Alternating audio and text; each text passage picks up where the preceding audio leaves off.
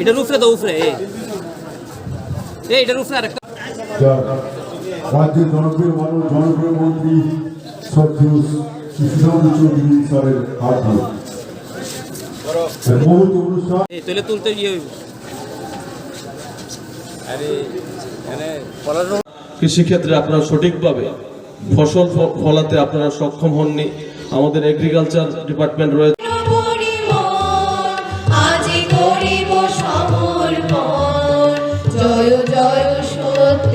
চলে যায় কৃষকদেরকে কথা বলে তাদের সাথে ধানটা তাদের থেকে নিয়ে নেয়। আর কৃষক ভাইরা মনে করেন যে মিডলম্যান আমার বাড়িতে এসছে, সমস্ত কিছু আমাকে দিচ্ছে, অ্যাডভান্স টাকা দিয়ে দিচ্ছে, আমি ধানটাই তার কাছে দিয়ে দিই, আমার পরিশ্রম কম হবে। দেখুন, এটা একটা সরকার, এটা জনমুখী সরকার। আমরা সিদ্ধান্ত না নিলেও পারতাম। আপনারা যদি মিডলম্যানের কাছে ধান বিক্রি করে খুশি থাকেন, তবে আমাদের ধান ক্রয় করার কোনো সিদ্ধান্ত নেওয়ার প্রয়োজন ছিল না। কিন্তু আমরা উপলব্ধি করতে পেরেছি, আমাদের সরকার উপলব্ধি করতে পেরেছে যে মাঠ ফাঁকা রয়েছে। একবার ধান উৎপন্ন হলে দ্বিতীয়বার কৃষক ইন্টারেস্ট হারিয়ে ফেলছে ধান উৎপন্ন করতে, কারণ তার একটা খরচা হয়। অনেক কৃষক সেই খরচাটা সুদের টাকা দিয়ে মহাজনের কাছ থেকে তার ধান উৎপন্ন করতে হয়। রাজ্য সরকার ধান ক্রয় করবে না। আপনি বাজারে যদি বিক্রি করতে পারেন আপনি করেন, অনেক কম দামে, রাজ্য সরকার সেটা করবে না। যখন থেকে সরকার ঘোষণা করলো যে আমি ক্রয় করব ধান, তখন থেকে ওই ফরিয়ারা মিডলম্যান তারা ধানের দামটা বৃদ্ধি করে দিল। কিন্তু আগে কিন্তু সেটা করেনি। আমরা ফরিয়াদের বিপক্ষে নই, সবাইকে বাঁচতে হবে। কিন্তু রাজ্য সরকার যে টার্গেট দিয়েছে, রাজ্য সরকারকে টার্গেট ফুলফিল করতে দিন। বাকি ধান আপনি ক্রয় করুন, কারণ আমাদের লক্ষ্য যেটা, এবার ধরুন 15,500 এমটি আমরা ধানের লক্ষ্যমাত্রা নিয়েছি। আমরা কোটাটা কমপ্লিট করতে দিন, ধৈর্য রাখুন। আরো আপনাদের কাছে প্রায় 6 লক্ষ এমটি ধান থাকবে, 6.5 লক্ষ এমটি ধান থাকবে, সেই ধান থেকে আপনারা ক্রয় করুন। কিন্তু রাজ্য সরকারের যে প্রচেষ্টাটা, সেটা যেন বাধাপ্রাপ্ত না হয়, সেই জিনিসটা আপনারা মাথায় রাখবেন। আমি যারা কৃষক সমাজ, কৃষক ভাই, তাদের কাছে আহ্বান জানাবো, প্লাস যারা ধান চালের ব্যবসার সঙ্গে যুক্ত রয়েছে তাদের কাছে আহ্বান জানাবো যে যৌথভাবে আমাদের মানুষের অর্থনৈতিক বুনিয়াদকে শক্তিশালী করতে হবে, কৃষকদের অর্থনৈতিক বুনিয়াদকে শক্তিশালী করতে হবে, এবং রাজ্য সরকারের যে প্রচেষ্টা, ইচ্ছা, প্রধানমন্ত্রীর যে প্রচেষ্টা, ইচ্ছা, সেটা যেন কোনোভাবে বিফলে না যায়, এবং আপনাদেরও যেন ব্যবসায় যেন আঘাতটা আসে, সেই জিনিসটা আমাদের যৌথভাবে লক্ষ্য রাখতে হবে। আমার প্রত্যেকের কাছে আহ্বান থাকবে, সরকারের এই প্রচেষ্টাকে সহযোগিতা করুন। আমরা এই খারিফ সিজনে 15,500 লক্ষ্যমাত্রা রেখেছি। রবিতে হয়তো গিয়ে দেখবেন সেই টার্গেটটা বাড়বে। কিন্তু তারপরে এখানে এগ্রিকালচারের আধিকারিকরা, ডাইরেক্টর সাহেব বলতে পারবেন যে আমাদের 6 লক্ষ 6.5 লক্ষ এমপির উপর ধান আরও থাকবে, সেখান থেকে আপনারা ধানটা বা চালটা ক্রয় করুন। আমাদের লক্ষ্যমাত্রা তো 10% বা তার থেকে নিচে, আমাদেরকে সেটা করতে দিন। তবেই আমাদের সুবিধা হবে যে যতক্ষণ আমাদের সরকারটা আছে ততক্ষণ আপনাদের কাছ থেকে ধান আমরা ক্রয় করব। আর এবার ধান ক্রয় করার পর আপনাকে একটা অনির্দিষ্টকালের জন্য, অর্থের জন্য, পেমেন্টের জন্য ওয়েট করতে হবে না। ধান ক্রয় করলে একদিনের মধ্যে, 2 দিনের মধ্যে আপনাকে অর্থ পেয়ে যাচ্ছে। চট করে অনলাইন সিস্টেমে আমাদের থেকে সেই টাকা দেওয়া হচ্ছে। ভারত সরকার সেই রিইম্বার্সমেন্ট করবে, কিন্তু প্রথম আমরা সেই টাকা আমাদের খাদ্য দপ্তরের ক্যাশ ক্রেডিট অ্যাকাউন্ট থেকে আমরা প্রদান করছি, এবং পরবর্তী সময়ে কেন্দ্রীয় সরকার সেই টাকা আমাদেরকে দিয়ে দিচ্ছে। অথচ এই সিস্টেম আগেও চালু হলে পারত, সেটা কিন্তু করেনি। বরং রাজ্যের মানুষকে, কৃষককে বিভ্রান্ত করা হয়েছে যে কেন্দ্রীয় সরকার বঞ্চনা করছে, আমরা কৃষকদের স্বার্থে আন্দোলন করে তুলতে হবে। আজকে কৃষকরা সেটা বুঝতে পারছেন যে আমাদের সরকার যদি করতে পারে, আগের সরকার কেন করতে পারলো না। সেই জিনিসটা আপনারা মাথায় রাখবেন, এবং রাজ্য সরকারের কৃষক বান্ধব যে সিদ্ধান্তগুলো, সেই সিদ্ধান্তগুলো সম্পর্কে আপনারা সচেতন হয়ে ওয়াকিবহাল হয়ে আগামী দিনে আপনারা আমাদের এই প্রচেষ্টাকে সহযোগিতার হাত বাড়িয়ে দেবেন এই আশা রেখে আমি আগামী কদিন এখানে কদিনের ধান এসডিএম সাহেব কতদিন কেন এগো 5 দিন 5 দিন এই সেন্টার থেকে ধান ক্রয় করা হবে। কোনো তাড়াহুড়া করবেন না, নিজেদের মধ্যে যেন মতানৈক্য না হয়। কয়েকবার দেখা গেছে হইচই একটু মতানৈক্য হয়েছে।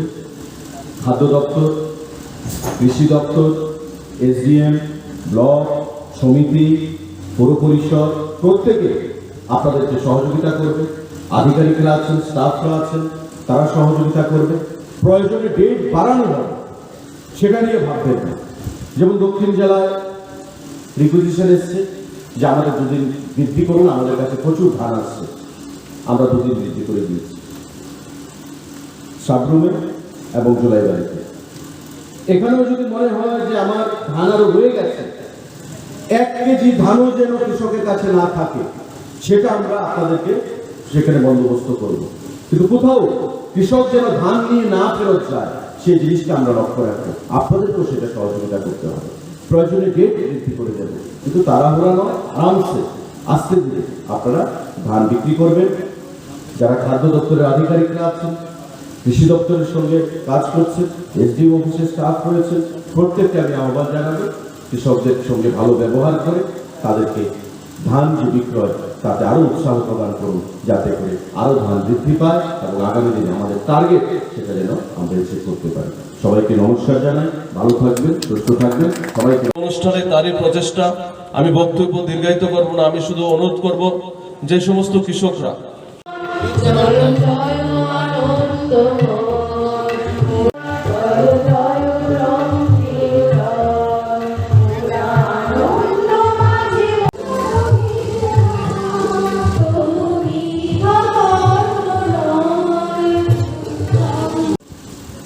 আমি প্রতিবারই এখানে রবি এবং খারিফ বছরে এই দুটো সিজনের ধান প্রকিউরমেন্ট করা হয় এবং প্রতিবারই আমার প্রচেষ্টা থাকে যে নিজে উপস্থিত থেকে এই কর্মসূচিতে কৃষকদেরকে উৎসাহ প্রদান করা। আপনারা জানেন যে আমাদের সরকার গঠিত হওয়ার পর 2018 সালের আগে সারা রাজ্যে এই ধরনের নিয়ম ছিল না। 18 সালে সরকার গঠিত হওয়ার পর আমাদের যে প্রথম ক্যাবিনেট মিটিং, সেই প্রথম ক্যাবিনেট মিটিংয়ে সিদ্ধান্ত হয়েছিল যে এমএসপিতে সাপোর্ট প্রাইসে খাদ্য দপ্তরের তরফ থেকে এবং কৃষি দপ্তরের সহযোগিতা ত্রিপুরা রাজ্যের কৃষকদের কাছ থেকে ধান ক্রয় করা হবে, যেটা ছিল একটা যুগান্তকারী সিদ্ধান্ত, যেটা মোদীজি আমাদের প্রধানমন্ত্রী স্বপ্ন দেখেছেন যে কৃষকদের আয়কে দ্বিগুণ করতে হবে এবং তারই অঙ্গ হিসাবে প্রতি বছর 2 বার কৃষকদের কাছ থেকে ধান ক্রয় করা সেই সিদ্ধান্ত আমরা গ্রহণ করি এবং ধারাবাহিকভাবে বছরে 2 বার রবি এবং খারিফ সিজনে এই ধান ক্রয়ের কর্মসূচি চলে আসছে। এবারও সেটা শুরু হয়েছে, আগামী দিনেও সেটা জারি থাকবে। গত 15 তারিখ দক্ষিণ জেলার জুলাইবাড়িতে এবারকার যে সিজনের ধান ক্রয় কর্মসূচি সেটা আমরা শুরু করি। মাননীয় কৃষিমন্ত্রী ছিলেন, অন্যান্য আধিকারিকরা ছিলেন এবং এবারকার আমাদের যে ধার্য মাত্রা আমরা লক্ষ্য রেখেছি, লক্ষ্যমাত্রা সেটা হচ্ছে 15,500 15,500 মেট্রিক টন। এখন পর্যন্ত আমাদের গতকালকে অবধি যে রিপোর্ট, প্রায় 6,600 উপরে মেট্রিক টনের উপরে ধান ক্রয় আমাদের সম্পূর্ণ হয়ে গেছে। আরো প্রায় আমাদের 20 দিন রয়েছে। 1 মাস ব্যাপী এই কর্মসূচি চলবে, জুলাই মাসের 15 তারিখ পর্যন্ত। আজকে 10 দিন হয়েছে, আরো প্রায় 20 দিন আমাদের রয়েছে এবং আমরা আশাবাদী আমাদের এবারকার সিজনে আমাদের যা টার্গেট সেই টার্গেট আমরা অ্যাচিভ করব এবং তার থেকে বেশি হয়তো বা কোথাও কোথাও ধান ক্রয় কর্মসূচি সেখানে হতে পারে। যেমন দক্ষিণ জেলায়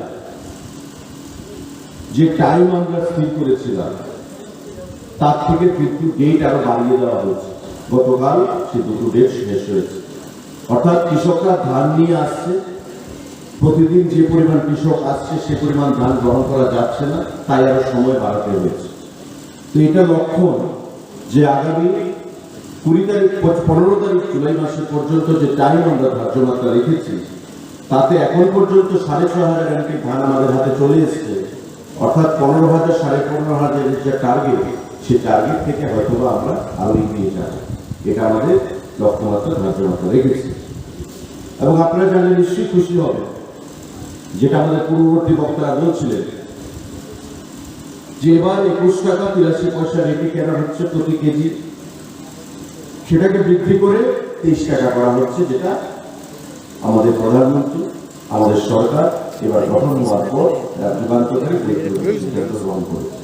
এবং যতই দিন যাবে এই এমএসপি যে প্রাইস সেটা আরো বৃদ্ধি পেতে থাকবে আমাদের দেশে। কারণ কৃষকদের আয়কে দ্বিগুণ করা, কৃষকদের অর্থনৈতিক বুনিয়াদকে শক্তিশালী করা এবং অর্থ সরাসরি কৃষকের কাছে যেন যায়, তার জন্য এই চিন্তা ভাবনা করে রাজ্য সরকার এবং কেন্দ্রীয় সরকার সেই জিনিসটা আমরা ধান প্রকিউরমেন্ট সিস্টেম আমরা চালু করেছি।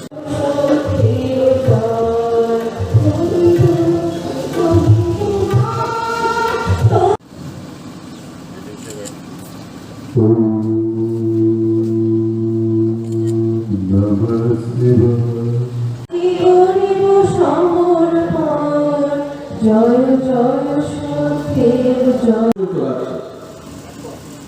3 লক্ষ আমাদের 382 লক্ষ সেখানে কোটি টাকা কৃষকদের পকেটে গেছে সরকার গঠিত হওয়ার পর। এই এমএসপি যে আমরা ধান ক্রয় করছি প্রতি বছর দুবার, 382 কোটি টাকা কৃষকদের কাছে দেওয়া হয়েছে। 2 লক্ষ এমপির উপর ধান ক্রয় করা হয়েছে এবং 1 লক্ষের উপর বেশি কৃষক সেখানে বেনিফিটেড হয়েছে। প্রতি বছর দুবার, আজকে যেমন 6,500 উপর কৃষক এবার বেনিফিটেড হয়েছে। কৃষকের সংখ্যা বাড়তে থাকবে। আগামী দিনে সেই ধারাবাহিক প্রক্রিয়া যতদিন আমাদের সরকার আছে ততদিন এই ধান প্রকিউরমেন্ট সিস্টেম সেটা চলতে থাকবে, সেটা কখনো বন্ধ হবে না। এটা আমাদের রাজ্য সরকারের, আমাদের মুখ্যমন্ত্রী এবং ক্যাবিনেটের এটা একটা সিদ্ধান্ত যে যতদিন আমাদের সরকার থাকবে এই রাজ্যে ততদিন কৃষকদের কাছ থেকে ধান ক্রয়ের যে কর্মসূচি সেটা আমরা চালিয়ে যাব, কৃষকদের অর্থনৈতিক বুনিয়াদকে শক্তিশালী করার লক্ষ্যে। কিন্তু একটা সময় ছিল এই রাজ্যে যখন কৃষক সমাজকে বিভ্রান্ত করা হতো। কেন্দ্রীয় সরকারকে বলা হতো ধান ক্রয় করতে হবে। কেন্দ্রীয় সরকার বারবার বলতো যে ধান ক্রয় করার দায়িত্ব কেন্দ্রীয় সরকারের নয়, দেশের রাজ্য সরকারগুলোকে ধান ক্রয় করতে হবে। আমরা এমএসপি ঘোষণা করব, আমরা টাকা দেব, রিইনভেস্টমেন্ট করব, কিন্তু সরকারকে ধান ক্রয় করতে হবে। কিন্তু তদানীন্তন সরকার কিন্তু ধান ক্রয় করতো না। তারা বলতো কেন্দ্রীয় সরকারের দিকে আঙুল তুলে আর মিছিল মিটিংয়ে লম্বা লাইন করতো কৃষক সভাকে নিয়ে, সহায়ক মূল্যে ধান ক্রয় করতে হবে। আমাদের সরকার গঠিত হল, নির্বাচনের আগে আমরা মানুষকে ঘোষণা দিলাম, প্রতিশ্রুতি দিলাম যে আমাদের সরকার যদি গঠিত হয় আমরা কৃষকদের কাছ থেকে ধান ক্রয় করব। এবং আমি যেটা বলেছি যে প্রথম ক্যাবিনেটে আমাদের যে 2টো গুরুত্বপূর্ণ সিদ্ধান্ত গৃহীত হয়েছিল তার মধ্যে একটা ছিল আগরতলা বিমানবন্দরকে মহারাজা বীর বিক্রমের নামে উৎসর্গ করা, আর দ্বিতীয়টা ছিল আমাদের এমএসপি থেকে ধান ক্রয় করা, সেখানে সহায়ক মূল্যে কৃষকদের কাছ থেকে বন্ধ করা। এতে করে আমাদের রাজ্যে সারা দেশে কৃষক সমাজ উপকৃত হয়েছে, কৃষকদের অর্থনৈতিক বুনিয়াদ যে শক্তিশালী হয়েছে। মোদীজির যে স্বপ্ন যে সারা দেশে কৃষকদের আয়কে দ্বিগুণ করা, যারা লক্ষ্মী আমাদের অন্নদাতা, অর্থনৈতিকভাবে তারা যদি স্বাবলম্বী না হয়, ভারতের অর্থনীতি কৃষি নির্ভর অর্থনীতি, সে অর্থনীতি ভেঙে পড়বে। তাই কৃষকদেরকে আমি যদি সক্রিয় সহযোগিতার ভিত্তিতে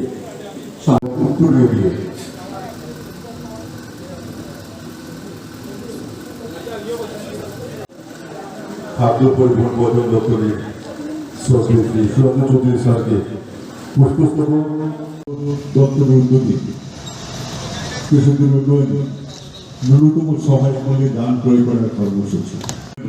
ন্যূনতম সহায়ক মূল্যে ধান ক্রয় করা। সরকার যতদিন থাকবে ততদিন এই প্রক্রিয়া চলতে থাকবে বন্ধুরা। শুধু তাই নয়, পিএম কিষাণ 2000 টাকা বছরে 6000 টাকা অ্যাকাউন্টে চলে যাচ্ছে। চিন্তা ভাবনা চলছে হয়তো আগামী বাজেটে তার প্রতিফলন হতে পারে। আগামী দিনে এই পিএম কিষাণের অর্থ আরো 2000 টাকা কিভাবে বৃদ্ধি করা যায়।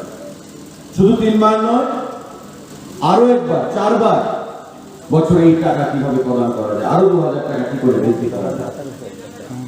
কৃষকদের অর্থনৈতিক বুনিয়াদকে শক্তিশালী করার লক্ষ্যে জন্মলগ্ন থেকে কৃষি, ধানের মধ্যে কৃষি চাষ, সেখানে ধান চাষ করা থেকে শেষ পর্যন্ত যতক্ষণ না পর্যন্ত সেই ধান মাঠে এসে হারভেস্টিং হবে, কৃষক ধান কেটে বিক্রি পর্যন্ত সরকার তাদের পাশে রয়েছে বন্ধুরা। এবং এবারকার সরকার গঠিত হওয়ার পর আমাদের প্রধানমন্ত্রী 23টা ক্রপে সেখানে এমএসপি ঘোষণা করেছেন। 7টা, 8টা, 10টা, 12টা ক্রপ ছিল, এবার 23টা ক্রপে নতুন করে এমএসপি ঘোষণা করেছেন। এই সাপোর্ট প্রাইসে আমি ধান ক্রয় করব এবং আগামী দিনে কৃষকদেরকে অর্থনৈতিক বুনিয়াদকে আমরা শক্তিশালী করবো বন্ধুরা। আমাদের রাজ্যে গত 2 বছর ফলন আমাদের যা টার্গেট ছিল, বৃষ্টি, অকালে বৃষ্টি, ঝড়, তুফান, বিভিন্ন প্রাকৃতিক কারণে ফলনটা অনেকটা কম হয়েছে। তাই আমাদের যা লক্ষ্যমাত্রা ছিল, আমরা সেই লক্ষ্যমাত্রায় পৌঁছতে পারি না। রাজ্য সরকার, এখানে ডাইরেক্টর এগ্রিকালচার আছেন, উনি বলতে পারবেন যে গত বৃষ্টিতে অনেক কৃষকের আছে মাঠের মধ্যে, সেখানে ধান জলের তলায় চলে গেছে। হয়তো টার্গেট ছিল যে আমার 10 এমটি ধান আসবে, হয়তো ধান এসছে 5 এমটি বা 4 এমটি, অর্ধেক ফলন হয়েছে। সেই সমস্ত কৃষকদেরকে আর্থিকভাবে সহযোগিতা করার জন্য প্রায় 18,000 হেক্টরের উপর যে ক্ষতি হয়েছে, রাজ্য সরকার থেকে খুব শীঘ্রই তাদেরকে আর্থিক প্যাকেজ ঘোষণা করা হয়েছে এবং তাদেরকে অর্থনৈতিকভাবে শক্তিশালী করার জন্য তাদেরকে সহযোগিতার হাত বাড়িয়ে দেওয়া হবে। গত সিজনে এই অতিবৃষ্টির কারণে, অকালে বৃষ্টির কারণে, তুফানের কারণে, প্রাকৃতিক দুর্যোগে অনেক কৃষক ক্ষতিগ্রস্ত হয়েছেন। ধান, সবজি, তাদেরকে অর্থনৈতিকভাবে সহযোগিতা করার জন্য রাজ্য সরকার সিদ্ধান্ত নিয়েছে এবং খুব শীঘ্রই কোনো কর্মসূচির মাধ্যমে এই যে 18,000 হেক্টরের উপর যে কৃষকের ফলন নষ্ট হয়েছে, তাতে কৃষকদেরকে অর্থনৈতিক যে অনুদান, সেই অনুদান রাজ্য সরকার থেকে প্রদান করা হবে বন্ধুরা। সুতরাং জন্মলগ্ন থেকে শুরু করে, কৃষিকাজ থেকে শুরু করে, কৃষকের আমাদের শেষ পর্যন্ত পাশে থেকে কৃষকদেরকে কিভাবে সহযোগিতা করা যায়, তার জন্য এই সরকার বদ্ধপরিকর এবং আগামী দিনে সেই দিশা এই কাজ চলবে। আমাদের রাজ্য সরকার আমরা সিদ্ধান্ত নিয়েছি যেই এমএসপি রেটে যে আমাদের যে ধান ক্রয় করা, সারা রাজ্যে প্রতিটা ব্লকে আমরা সেটা করব। আমাদের এখানে প্রতিবার এই মাধববাড়ি সেন্টারে আমি নিজে ব্যক্তিগতভাবে উপস্থিত থেকে এই কর্মসূচিতে সামিল হই। আমাদের পার্শ্ববর্তী খয়েরপুর যে মঞ্চ রয়েছে আমাদের ওল্ড আগরতলাতে, সেখানেও একটা ঢাকা প্রকিউরমেন্ট সেন্টার রয়েছে। প্রতিবারই আমাদের 1000 থেকে 1200 এমপির মধ্যে ধান এই মহকুমা থেকে সেখানে ক্রয় করা হচ্ছে এবং এতে করে আমাদের যে পঞ্চায়েতগুলো রয়েছে, বিশেষ করে এই এলাকার, প্রতিদিন বিভিন্ন পঞ্চায়েত থেকে এখানে কৃষকরা আসেন, তাদের ধান নিয়ে সেই ধানগুলো এখানে বিক্রি করা হয়। আমি আপনাদের প্রত্যেকের কাছে আহ্বান জানাবো, প্রতিটি কৃষক ভাইদের কাছে আহ্বান জানাবো যে আপনাদের আর্থিক বিকাশের লক্ষ্যে কেন্দ্রীয় সরকার, রাজ্য সরকার যৌথভাবে এই সিস্টেম আমরা চালু করেছি, যাতে কৃষকদের কাছে আমরা অর্থ দিতে পারি। আপনাদের মাথায় রাখতে হবে, আমাদের রাজ্যে যে পরিমাণ ধান উৎপন্ন হয় এবং সেই ধান থেকে যে পরিমাণ চাল উৎপাদিত হয় তার 10%ও কিন্তু আমরা ক্রয় করি না।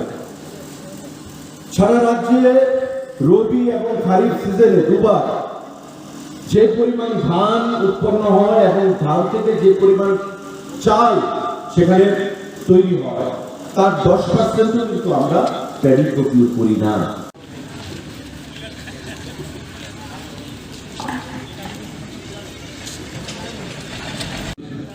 আপনাদের সহযোগিতায় নবীন হোক আজকে শুভ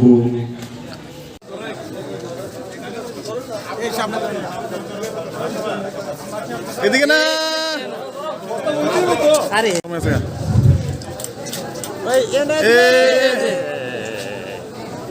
ওই সাইডে ওই সাইডে আচ্ছা ঠিক এই রয়েছে বিশ্ববিদ্যালয়ের ব্যবস্থা করা হয়েছে আমাদের